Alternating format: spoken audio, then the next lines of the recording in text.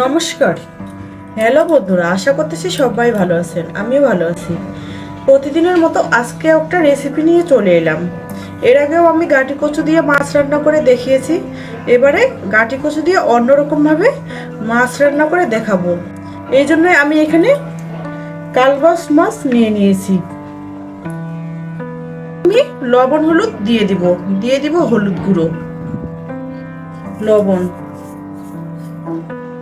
ভালোভাবে মেখে নিব। এই মাছটা কিন্তু খেতে অনেক ভালো লাগে। আমার রেসিপিগুলো যদি ভালো লেগে থাকে কন্টিনিউ করার চেষ্টা করবেন, আর রেসিপিটি স্কিপ না করে সম্পূর্ণ ভিডিওটি দেখার চেষ্টা করবেন। লবণ হলুদ দিয়ে মেখে নেওয়া হয়ে গেছে। আর লাগবে গাটি কচু। গাটি কচুগুলোকে আমি এরকম করে নিয়েছি। চলুন এবার চুলায় যাওয়া যাক।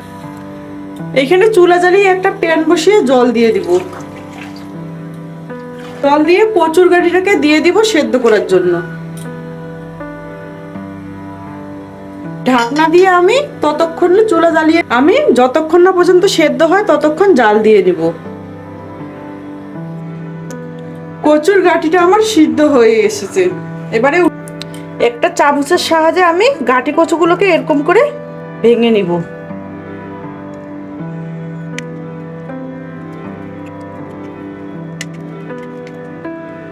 এইভাবেও গাটি কচু রান্না করলে খেতে অনেক ভালো লাগে।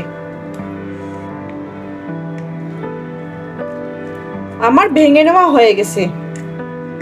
এবারে চুলায় আবারও প্যান বসিয়ে গরম করে তেল দিয়ে দিব। আপনারা চাইলে সরষের তেলও ব্যবহার করতে পারবেন, আমি এখানে সয়াবিন তেল ব্যবহার করলাম। এসেছে, দিয়ে দিব লবণ হলুদ মেখে রাখা মাছ।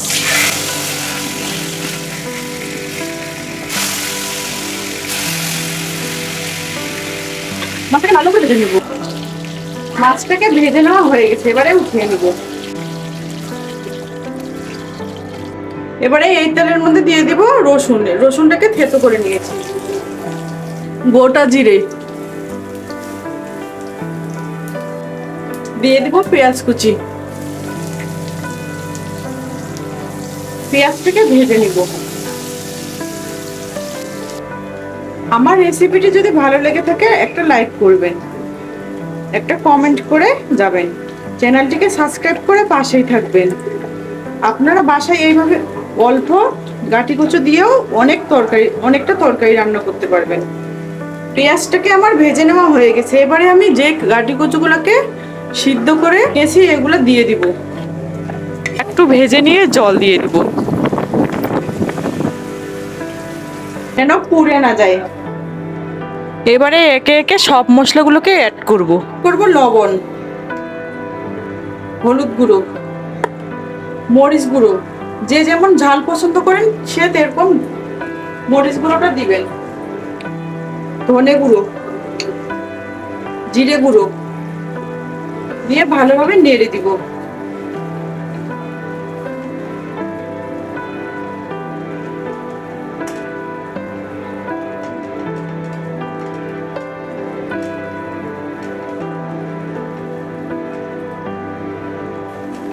জলটা অনেকটাই শুকিয়ে এসেছে, আবারও জল দিয়ে কষিয়ে নিব।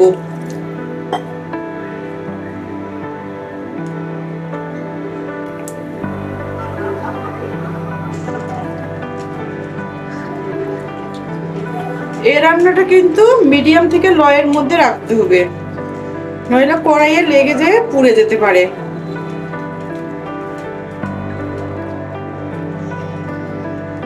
আপনি যে কোনো রান্না অল্প আছে ধীরে সুস্থে সময় নিয়ে করবেন, দেখবেন রান্না স্বাদ ভালো হয়। দেখেন অল্প একটু কচির গাঁটি দিয়ে আমার কিন্তু কতটা তরকারি হয়ে এসেছে। আমার কষিয়ে নেওয়া হয়ে গেছে, এবারে জল দিয়ে দিব। আমি তরকারিটাকে যতটুকু করব এতটুকু পরিমাণ জল দিয়ে দিব।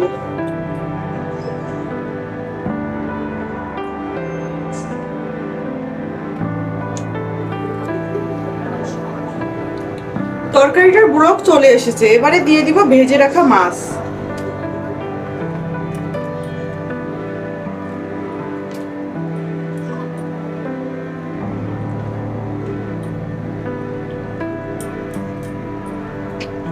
মাছ দেওয়া হয়ে আসলে দিয়ে দিব গরম মশলা গুঁড়ো।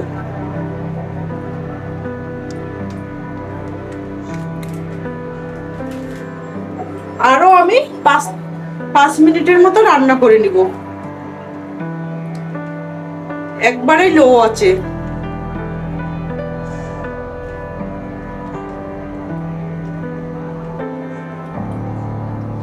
রান্নাটি হয়ে গেছে। আজকে এ পর্যন্তই, দেখা হবে আর কোনো রেসিপি নিয়ে। ততক্ষণে ভালো থাকবেন, সুস্থ থাকবেন, ধন্যবাদ।